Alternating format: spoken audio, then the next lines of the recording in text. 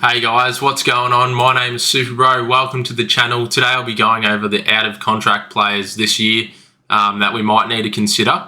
So I've put a few of the guys that are more relevant to SuperCoach into this one. So starting us off in the midfield, Andrew Brayshaw, probably the highest target, most expensive player. So he does come out of contract at the end of this year. So is he someone we should consider over Sarong? Probably.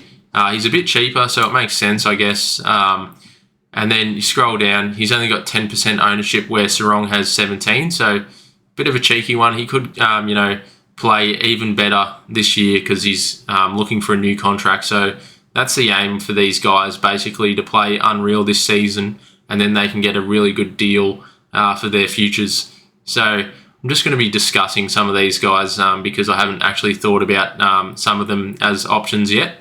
But it'll be interesting to see if you guys have them in your team or not as of yet. But some of them do vary. Like there are like non-free agents, and then there's restricted free agents and all that. So some of them do require a trade to happen if they are going to another club. But yeah, these are the main guys that are relevant to SuperCoach that are out of contract at the end of the year.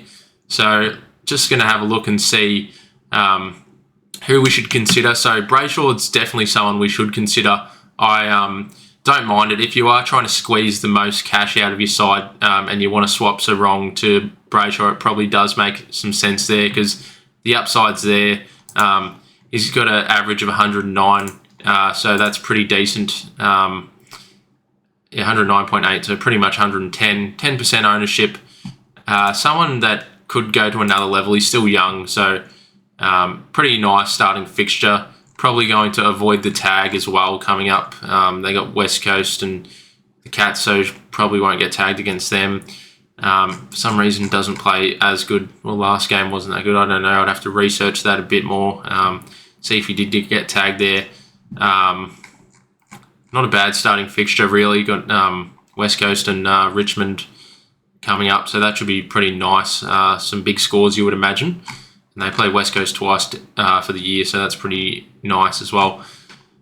So yeah, he's probably someone that I might actually put in my side. I might have to swap Sarong over to him just because he's got more to play for. But then again, Sarong's probably someone who might try and win the Brownlow this year. Even Brayshaw could win the Brownlow as well, to be fair.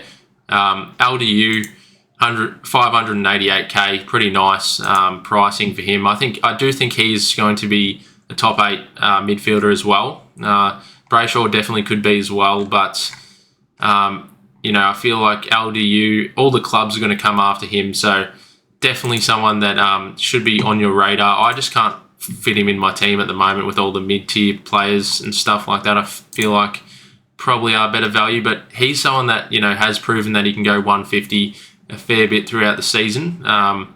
Probably not as much here, but yeah, he gets the high ceiling games with the 148s, 147. Still quite young as well, so that's handy.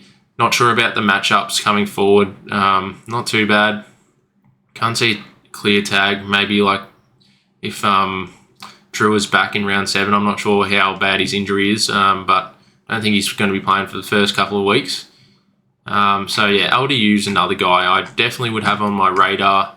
Lower ownership as well, 6%. So not too bad. Good bit of a pod really, but I believe he does have the round 12 bye, so that's not ideal, especially with guys like Bont and Cripps and that, or Chera for example, sharing the bye. So it's a bit hard to start him.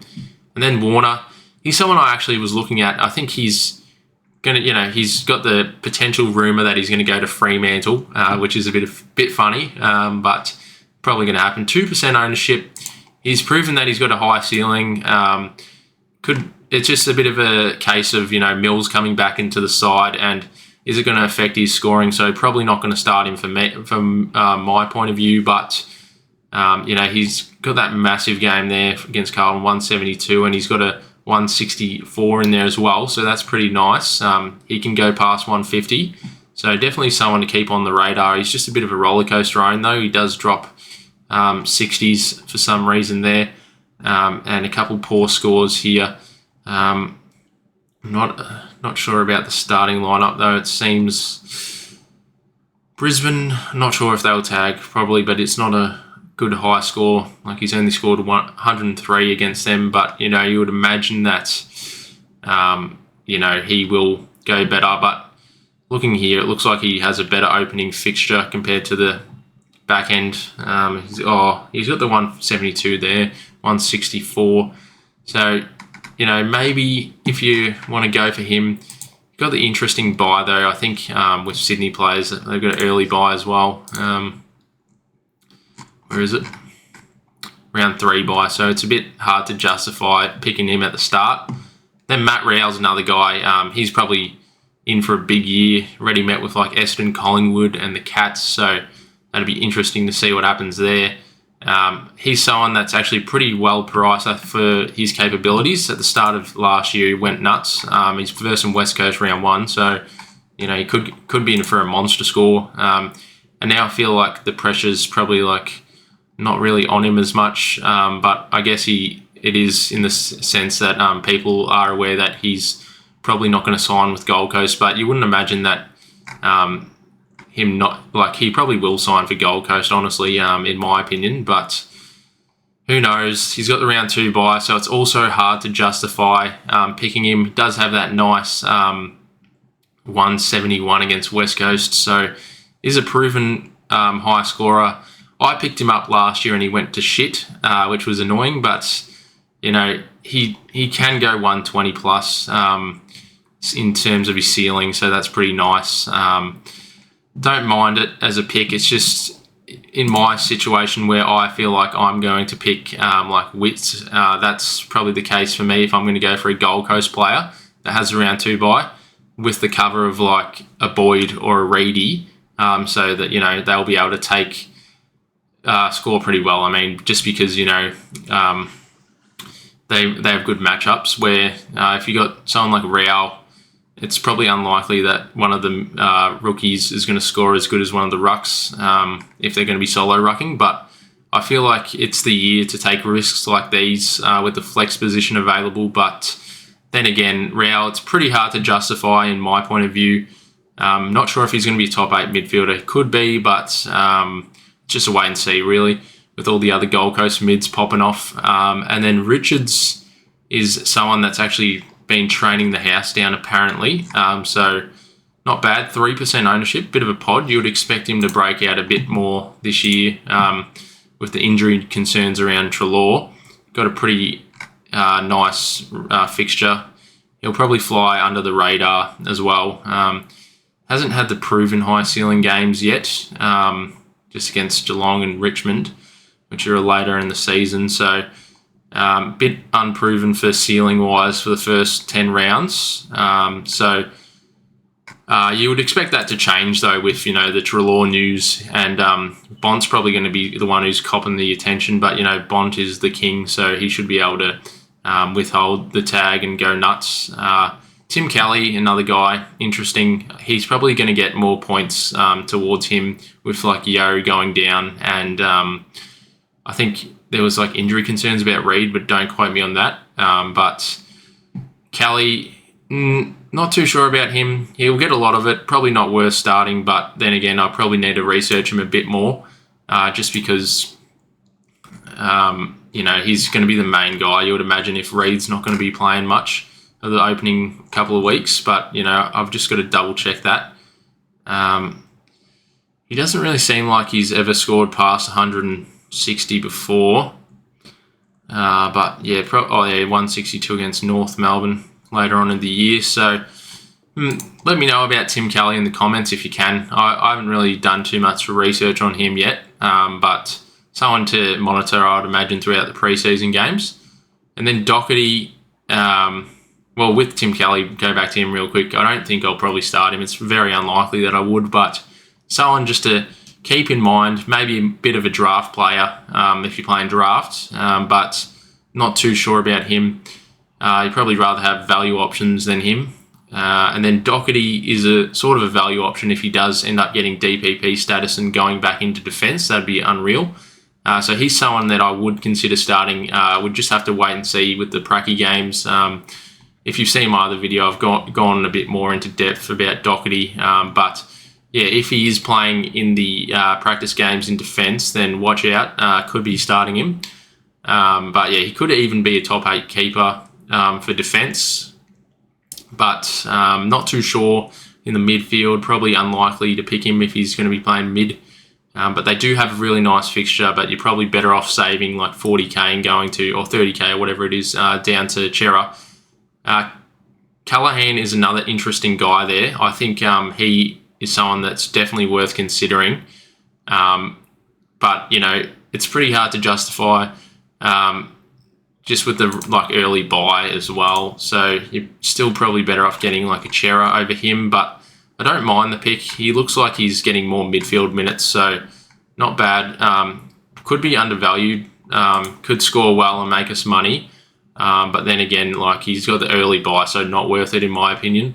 Libba, he was actually proven to be a consistent scorer last year. Not too bad. Don't mind him. It's just, another Bulldogs player. He did miss it. I think it was the year before. He was a consistent scorer, 2023. I think he was going nuts in that year. Yeah, it was this year. But yeah, 2024, he had a bit of injury complaints, so he missed a fair bit of footy. And most people that picked him got stitched up, so probably steer clear. But, he is a guy that you should consider. But I think there are better options available, and he's also got that buy. So if you'd have to pick him above Richards or Bont, which would be pretty unlikely, so I'd probably skip him.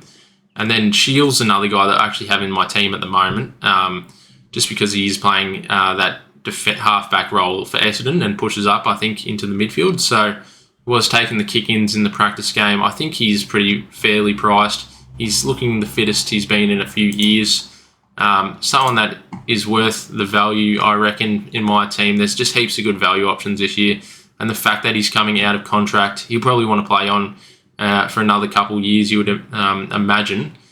So I think, he's got that drive to play, pretty well. These scores aren't the greatest, but, I feel like he'll be able to do us a 95 plus if he's playing halfback, potentially even 105 if he's really back to his best. So fair bit of value attached to that one. Hunter Clark, honestly haven't done too much research on him yet, but probably someone I need to look at closer that now that he's coming out of contract this year. So definitely need to consider him as well. But yeah, he's just someone that's been struggling with injury concerns. With the Filippo news and even maybe Jack McRae, I think he had a concern at training as well. So Hunter Clark does come into consideration now, but he is taking up a midfield spot, so that's the only concern there. So probably wouldn't go there, but I'll have to double check and do some more follow-up research on him. In defence, Wangaleen Milera, someone you could definitely go and start if in your team if you want. He probably will go into the midfield, you would imagine, at some point. I really don't mind the pick. He's got a pretty nice starting fixture as well. So he's someone that's probably flying under the radar. Could be a top 8 defender, but I probably haven't gone deeper into my research on him yet, so I'll probably steer clear for the moment. But yeah, don't mind it at all. Could be a good option. Jake Lloyd, he's coming out of contract as well. So it's interesting. He was a proven premium in the past, but ever since Blakey's kind of taken over his role and now Robert's in the side, probably wouldn't consider him. So yeah, not too much more on that, but someone to keep an eye on for the preseason games. Then Sam De Koning here, was playing in the ruck and the match simulation. Blake can't speak in the match simulation. So someone you could have at your flex position if you want to go there. Not too sure how I rated his ruck contests, but it was a match simulation, so he probably wasn't trying as hard. But has got the early buy as well. And if you already have players like Mills and Bailey Smith or Max Holmes in your side, it's a bit hard to justify. But I feel like he's someone that maybe you could just pick up down the road, after his buy, if he is actually scoring well. Just try and grab him before he starts going past 450k. But he could be someone that will make us a fair bit of money, you would imagine. Millera, haven't really looked at this pick yet. I know that he's injury prone as hell, but yeah, it's not. I don't know. It's really just a wait and see for me. I haven't really done too much of a research into him, so I'll just have to double check and see if he's actually playing in the practice games, and then I'll have to get him from there. And then Tom De Koning in the ruck. Most people have covered him in their videos as well, but if he's solo rucking, definitely start him. But for me, I still don't see a team where like he's solo rucking, so it's really hard for me to justify picking him. And then he's also got that round 12 bye as well, so too many red flags for me. But the ceiling's there and the value is there. But in my side, I think I'd rather just grab someone like Nank, who was like solo rucking. But yeah, he could definitely have a breakout year, to even better than he has in the past this year. But for me, it just doesn't make too much sense in my team. But he is a good option if you need to get another ruckman in. He could prove us all wrong if you don't want to start him. But yeah, it's just another wait and see option. Wait for round 1 to come by, see who was rucking for Carlton. That's when you'll make your decision, I'd imagine. And then Draper, still sharing the load with a couple other rucks in the team. So he's out of contract, which is a bit of a surprise. You would think that he's their number 1 ruckman, but he's pretty fairly priced. It's just the concern of, his ceiling. He hasn't really gone past 130 much. I don't think he has. Yeah, it doesn't look like it. So probably not for me. Probably not a starting option. You'd probably just go down to Matt Flynn if you want to go there. But I wouldn't be going there as R2, that's for sure. Just someone to monitor. And then Jez is out of contract. But fingers crossed he will sign another extension with the Cats as a Cat supporter. But yeah, he's someone that, maybe down the line at the end of the season, round 24, you might want to have him in your flex position against Richmond. You would imagine, geez, he's playing Richmond again pretty soon after that, and North. So he's someone that you could put in your flex position around 17 if you want. Get some nice scores from him. So someone to actually consider, but later on in the season, I would imagine. Luke Parker, I'll probably start him. I think most people have covered him, and I've covered him before as well. My check probably won't go into him. He's just a forward, so not really SuperCoach relevant there. Same with Oscar Allen. Maybe he'll have a couple monster games, kick a few bags, but unlikely that I'll start him. And then Tom Lynch, he's on the consideration. I'm considering, starting Lynch, but probably not at the threat that, he'll get 2 defenders on him most weeks, you would imagine, if he's fully fit to go. But if he's fully fit to play, But yeah, let me know in the comments down below, guys, if you've actually considered any of these players. But yeah, thanks so much for watching, guys, and make sure you subscribe and like the video if you want to see more content. Cheers. See ya.